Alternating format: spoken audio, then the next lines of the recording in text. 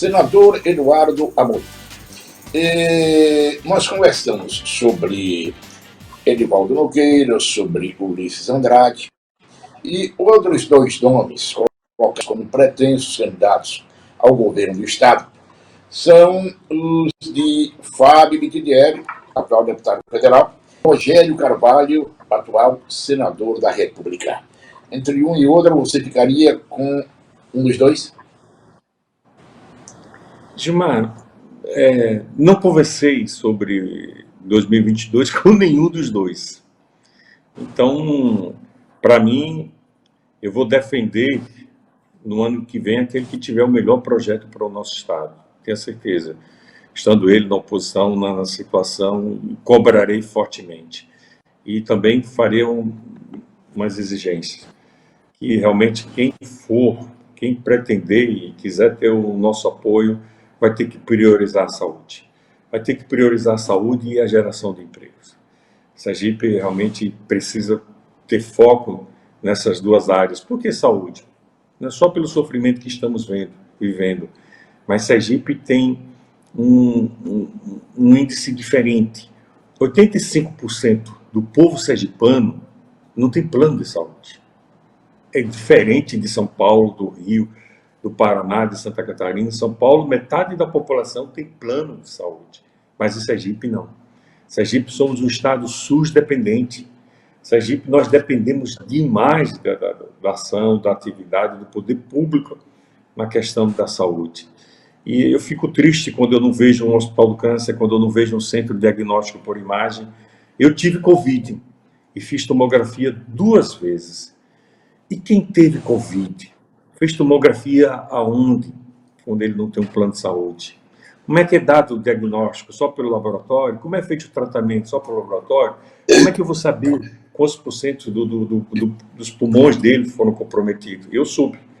Eu tive condições de saber. E aqueles que não têm?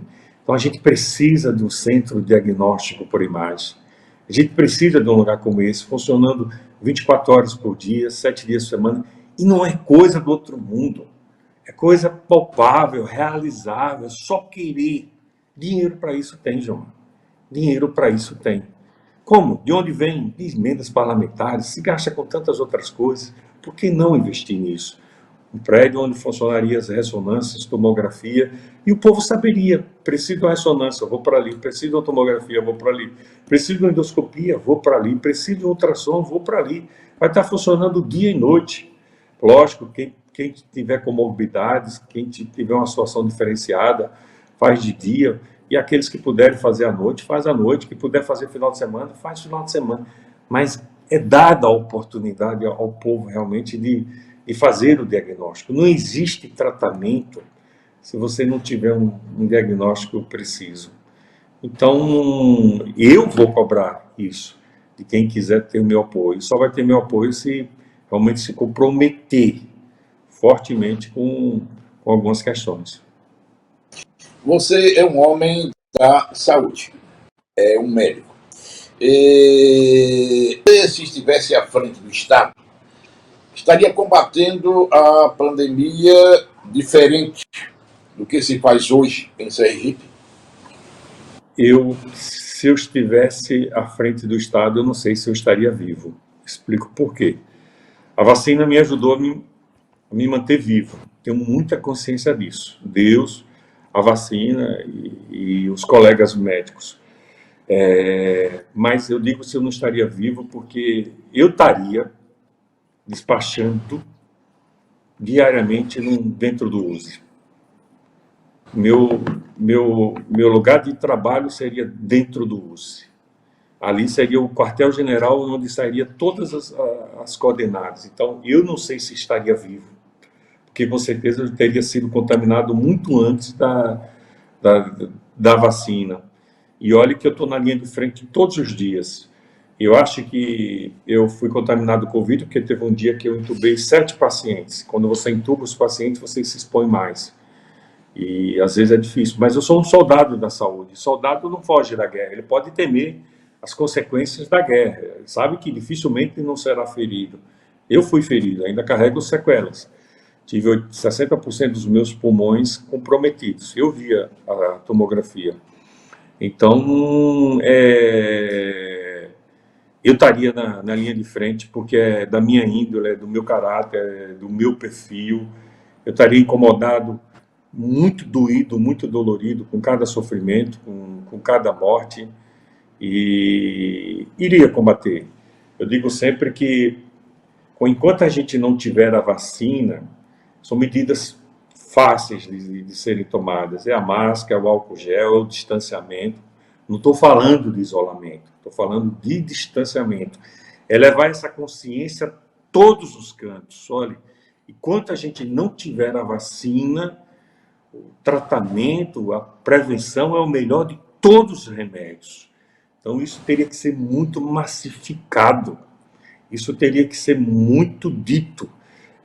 Não andar em ônibus superlotados, nada disso, ofertar mais, porque com certeza o transporte público, o ônibus é muito mais barato do que um leito de UTI. É muito mais barato que o leito de UTI. Então é ofertar, é dar essa oportunidade para que a gente não fosse contaminado. Porque o que a vacina faz? Tentando aqui ser didático. Morto, ou parte de um vírus, o organismo entende que é um corpo estranho, e ali, como é um vírus morto, não tem tanta atividade, o organismo prepara os seus soldadinhos de defesa, seus anticorpos. Quando, de fato, a guerra chegar, ou seja, o vírus chegar e nos contaminar, com certeza o organismo não vai perder aquele tempo para descobrir quem é o inimigo, quais as características que o inimigo carrega, quem é ele, como é que ele age, onde é que ele destrói. Não, já está tudo preparado. Então o organismo já preparou tudo de forma antecipada. A vacina permite isso, essa antecipação de construirmos as nossas armas. Eu vivi isso. Então é isso que tem que ser feito. E lhe digo, a pandemia veio para mudar hábitos, veio para mudar costumes. Passada a pandemia, pode ter certeza, muita gente ainda vai continuar usando máscaras na rua, nos lugares, no ambiente, porque máscara, antes da pandemia, era coisa de gente que trabalhava em centro cirúrgico, ou então de pacientes que eram imunodeprimidos, que recebiam um transplante, que não poderia ser contaminado e que usava máscara. A gente até ficava assustado quando encontrava com alguém com a máscara na rua. Agora não, agora vai ser um hábito, vai ser um costume, verdade, que boa parte da população ainda não usa e outros não usarão, mas muitos continuarão usando o passado pandemia, porque hoje é o coronavírus, daqui a algum tempo é o primo dele, é outro parente dele, e a humanidade vai passar por isso agora permanentemente. Eu tenho muita consciência disso. Eduardo, com a pandemia, nós estamos vendo que há políticos que nunca passaram por uma faculdade de medicina, mas falam sobre remédios como se, no mínimo, clínicos gerais fossem. Mas, na verdade, falam como verdadeiros fossem especialistas. O uso da ivermectina e da hidroxicloroquina, esse uso é recomendável para se prever ou se combater a pandemia? Perdemos muito tempo discutindo isso, Gilmar. É como você disse, gente que não estudou, que não se preparou, mas que acha que conhece, que acha que sabe e que prega. Quando se prega errado, com certeza leva um monte de gente também para o caminho errado. O país deveria, enquanto a gente conhecia o vírus, enquanto a gente tentava conhecer ou realmente mapear todo o vírus, era o caminho da prevenção, que ainda devemos ter o caminho da prevenção.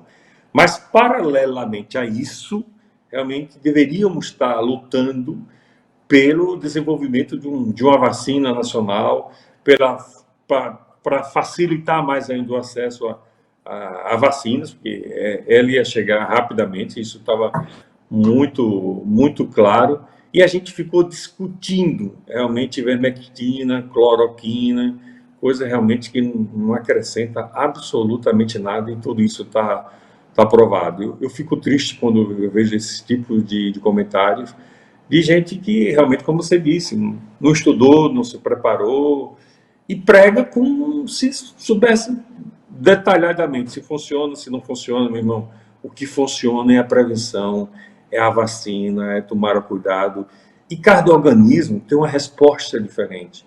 E por que a gente tem uma resposta diferente? Porque a gente tem uma carga genética que a gente traz e, além do mais, a somar dessa carga genética, os cuidados que a gente tem no dia a dia. Eu, por exemplo, digo aqui, é o que a gente chama de medicina de genótipo e fenótipo.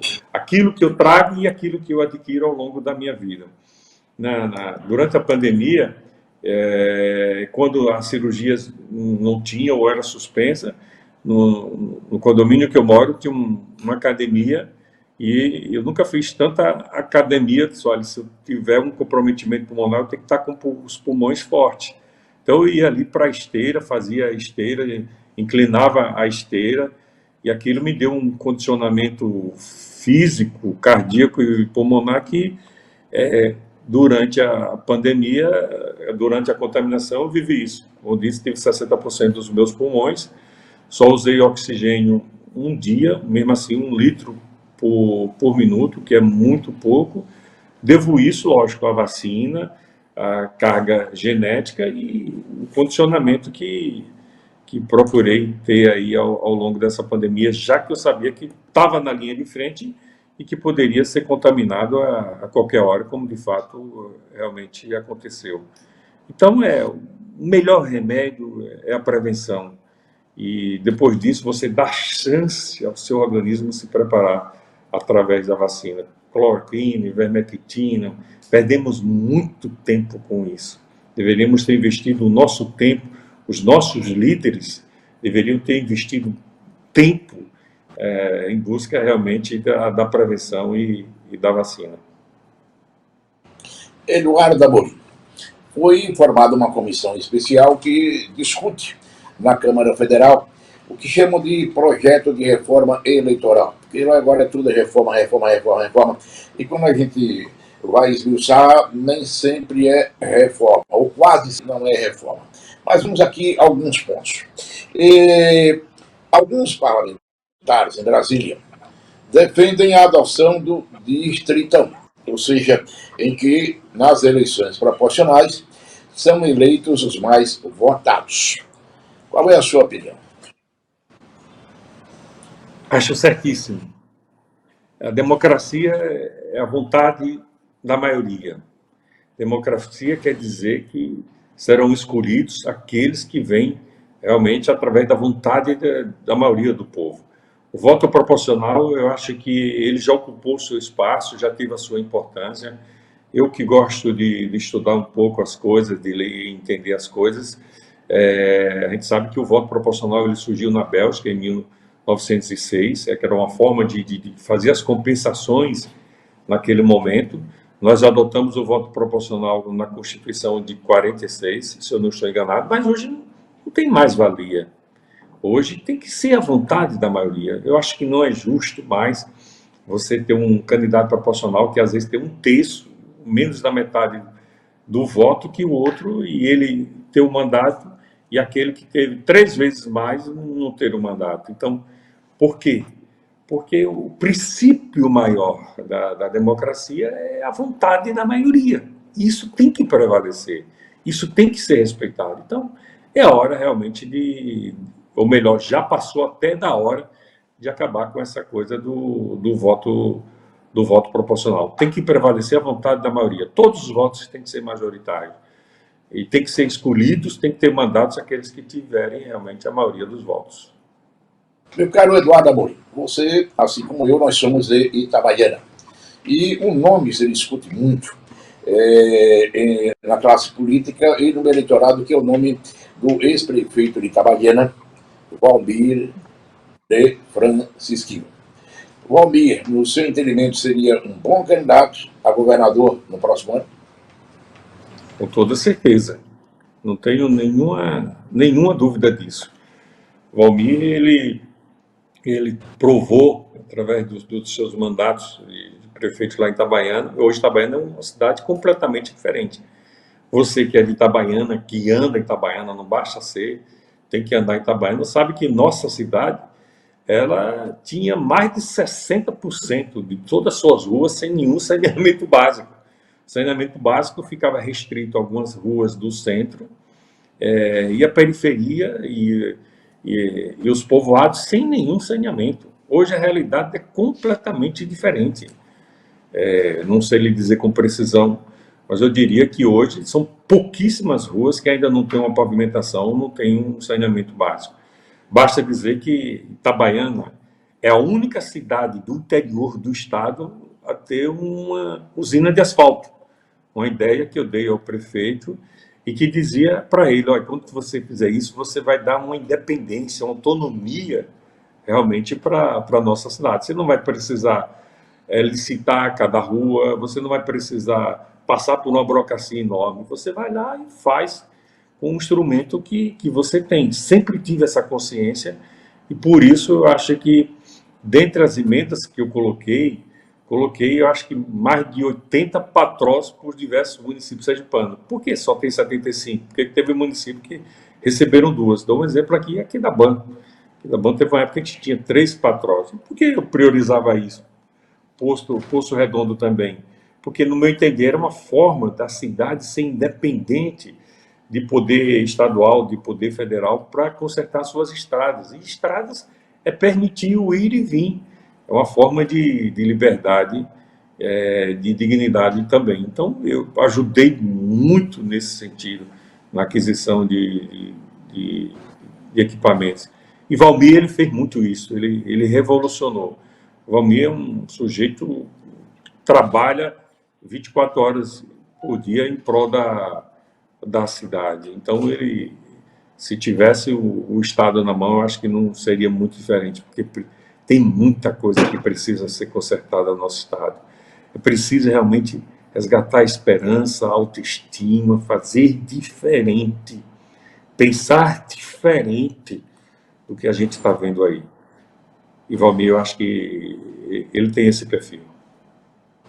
Quem se opõe, e é natural que isso ocorra, ao nome de Valmir, diz: ah, mas Valmir foi um bom prefeito, realmente, lá em Itabaiana, mas a sua dimensão eleitoral fica ali, na região do Agreste, de Itabaiana, fica no interior do estado, e Valmir não tem grupo político para ser candidato a governador. O fato de faltar esse grupo, a que se refere várias pessoas, pode dificultar a caminhada de Valmir para o estado? Não acredito, Gilmar. Digo por quê. Porque isso é tão relativo, e isso volta aí ao início da nossa conversa. Não é o fato de você ter grupo que você vai ter certeza que será eleito. Quem escolhe é o povo. Cada eleição tem o seu perfil. E o povo está cansado de tudo isso que está aí. Quem quiser ser governador vai ter que pregar algo diferente. E não é só pregar, não.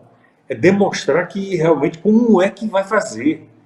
Por que eu defendo tanto uma polícia de fronteira? Porque a nossa geografia favorece com que Sergipe tenha uma polícia de fronteira. Eu não sei por que não faz. E olha que eu não sou nenhum especialista, segurança não é minha área, mas eu passei 8 anos da minha vida, estudando a situação do Sergipe. Sergipe só tem 10 entradas e saídas, Gilmar. Vou apontar aqui com as mãos. 10 entradas e saídas. Se você quiser, conta comigo rapidamente. Indiaroba, Cristinápolis, Tobias Barreto, Poço Verde, Simão Dias, Carira, Canidé, Poço Redondo, Propiá e Neópolis pela Balsa. Se você colocar um pelotão de 15, 20 homens, dia e noite ali, com certeza, bandido nenhum vai entrar facilmente nesse estado. Vai trazer entorpecentes, ele vai pensar 10 vezes. Epa, Sergipe a gente pode até entrar, mas sair vai ser difícil. Ou seja, ele ia ter uma certeza, se cometer um crime aqui dentro, aqui ele vai pagar. Só vai sair depois. E eu não sei por que não fazem isso. É fácil fazer isso em Sergipe, mas não dá para fazer isso na Bahia, não dá para fazer isso em Minas, não dá para fazer isso no Amazonas, não dá para fazer em Pernambuco, e tem uma geografia difícil, mas em Sergipe dá. Eu não sei por que não fazem essas coisas. Coisas simples, ideias simples, mas que traria segurança enorme para o nosso estado. Então, quem quiser ser governador desse estado vai ter que pensar um pouco diferente, vai ter que pensar fora da caixinha que aí está e que nos últimos anos não acrescentou absolutamente nada. Pelo contrário, nos levou para o atraso, levou para o rombo da Previdência ser cada vez maior, tirou dinheiro de todos os cantos, endividou o Estado. Sergipe tinha, em 2008, uma dívida de apenas 829 milhões. Eu digo apenas que, para um Estado, nossa situação fiscal era muito boa. Hoje, nossa dívida foi para a estratosfera, foi para a casa dos 10 bilhões de reais. E com quem é que tem essa dívida? Com o banco. Antes era só com o governo federal. Agora é, sobretudo, com o banco. E banco não perdoa, meu irmão. Banco não tem pena. Se você não pagar no dia e na hora, e diga aí os aposentados, aqueles que tomam seus empréstimos condicionados. Pega esse banco. Banco, eu não tenho dinheiro para comida hoje, não. Não quer saber, já tira antes de você acordar e abrir ali a sua conta. Então, é preciso pensar diferente. É preciso agir diferente. Tem que vir realmente com umas ideias diferentes, porque o que está aí realmente não aumenta em nada a nossa esperança e a nossa autoestima. Eduardo Amorim, eu já toquei nesse assunto no rádio, mas antes de encerrar a entrevista, vou tocar mais uma vez agora aqui na TV PVP. A falta de leito de UTI para paciente com Covid-19 na nossa querida Itabaiana, no hospital regional.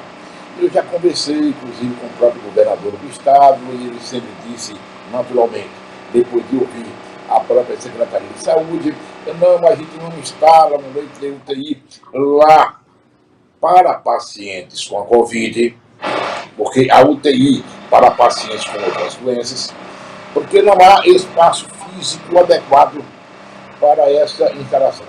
Você foi secretário de saúde, você é médico. Por que Itabaiana não tem no seu hospital regional UTI para pacientes com o coronavírus? Gilmar, eu conheço bem aquela realidade. Sou de lá e conheço também o estado como um todo. Ali é uma quadra. Dentro daquela quadra você tem o EMOSE, você tem o centro de especialidade, enfim.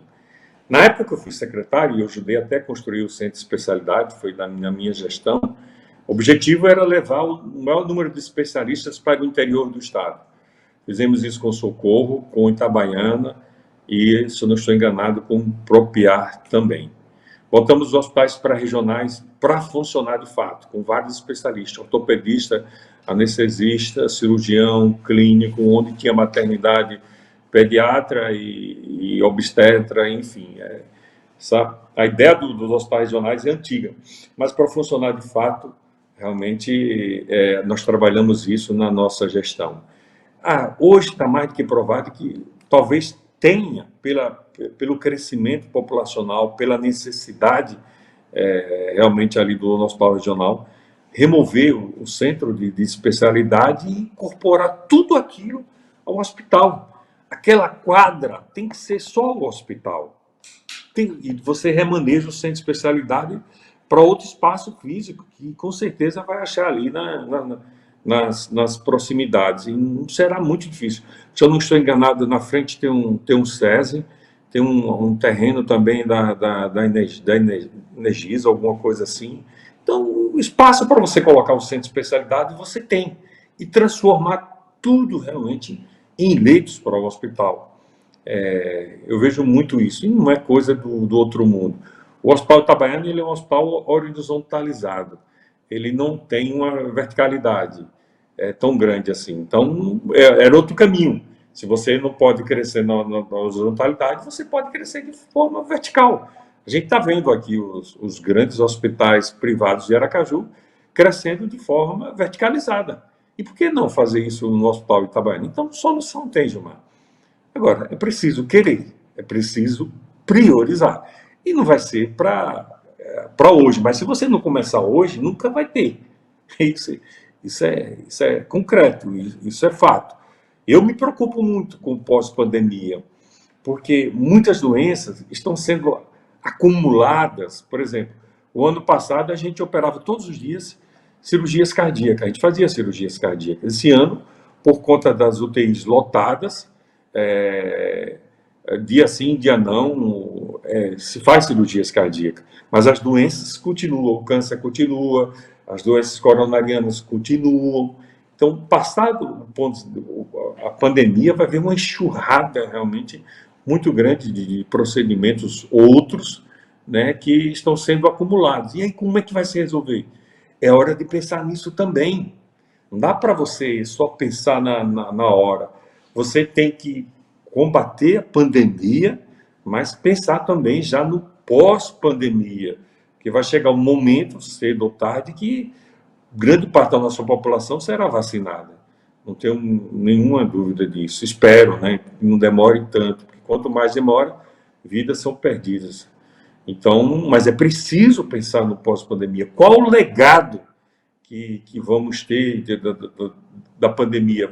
Leitos serão abertos? Onde serão esses leitos? Como serão esses leitos? Eu, para dizer a verdade, posso ser que eu esteja enganado. Eu só estou vendo, pós-pandemia, numa instituição em Sergipe, que é o Hospital de Cirurgia. O Hospital de Cirurgia saiu das mazelas, das páginas policiais, está ocupando um outro espaço, fruto da gestão que lá está, dos abnegados que lá estão. Eu disse isso, que lá estão, disse isso ao governador, outro dia eu conversei com ele. É um hospital relativamente barato, se comparado a outros hospitais públicos, e que realmente vem se preparando e vem se preparando para o pós também. Lá é o único hospital onde a gente faz cirurgias cardíacas, por exemplo, pelo SUS, além de lá o Hospital do Coração também faz, mas o cirurgia tem uma estrutura muito maior, e eu vejo a aquisição de equipamentos, de instrumentais para o pós-Covid. E é isso que o governo tem que pensar, no pós-Covid. Repito, 85% da nossa população é SUS dependente. Nós temos que preparar novos leitos de oncológico, de cirurgias cardíacas, de ortopedia, que vai vir uma enxurrada de procedimentos aí que estão sendo acumulados e que hoje essas vagas e os leitos estão sendo ocupados praticamente para o Covid. Mas é preciso pensar agora, é preciso construir agora um futuro muito melhor. Meu caro senador, o efêmero senador, o ex-senador Eduardo Amorim, muito bom conversar com você aqui no programa da TV PPP. O espaço final é seu para a sua mensagem final. Fique à vontade. Eu quero agradecer essa oportunidade. Obrigado mesmo por essa oportunidade. Um prazer muito grande participar aqui na TV PPP. Dizer às pessoas, olhem, vacina é coisa de Deus. O homem foi apenas um instrumento para isso. Ser vacinado, você se não tomou a segunda dose, tome, porque é a memória. Dificilmente quando a gente estuda um assunto, a gente decora ou memoriza na primeira lição. Com o sistema imunológico não é diferente. Você toma a primeira, mas para fixar na memória, você tem que tomar a segunda dose. Vacina é coisa de Deus, é você dar tempo para o seu organismo se preparar para a guerra de fato, se ela chegar ou na hora que chegar. Então, enquanto isso, enquanto você não foi vacinado, mantenha o seu distanciamento, use a máscara, porque, olha, esse vírus, como eu disse, ele veio para mudar muitos costumes, muitos hábitos. E graças a Deus que ele só entra ou pela boca, ou pelo nariz, ou pelos olhos, que são as mucosas. A pele da gente é uma armadura, ele não entra pela pele. Se entrasse pela pele, realmente seria catastrófico, mais ainda. Mais ainda. Então, estamos aprendendo muita coisa. Enquanto a vacina não chega para um ou para outro, tome os cuidados, mantenha o distanciamento, e não existe essa coisa de que a medicina é inimiga da economia, de jeito nenhum. A medicina faz parte da economia, faz parte do PIB, faz parte da riqueza de qualquer país. Então, mantenha o seu distanciamento, use a máscara, tome a vacina, não deixe de tomar a segunda dose, porque a segunda dose é a criação, o fortalecimento da memória imunológica. No mais, Gilmar, Obrigado por essa grande oportunidade. Que Deus ilumine, que Deus nos proteja também. Um abraço para todos. Muito obrigado, senador Eduardo Amorim, ex-senador. Um abraço, muito obrigado. Volte a máscara. Olha, duas Voltando aqui a minha partes da entrevista. O ex-senador Eduardo Amorim, na quinta-feira você assistiu, e então a segunda parte na sexta-feira. Na segunda-feira que vem, nós vamos apresentar uma outra entrevista com uma outra personalidade pública desse estado, que você vai acompanhar na segunda-feira. A todos um abraço, muito obrigado, e tchau, tchau.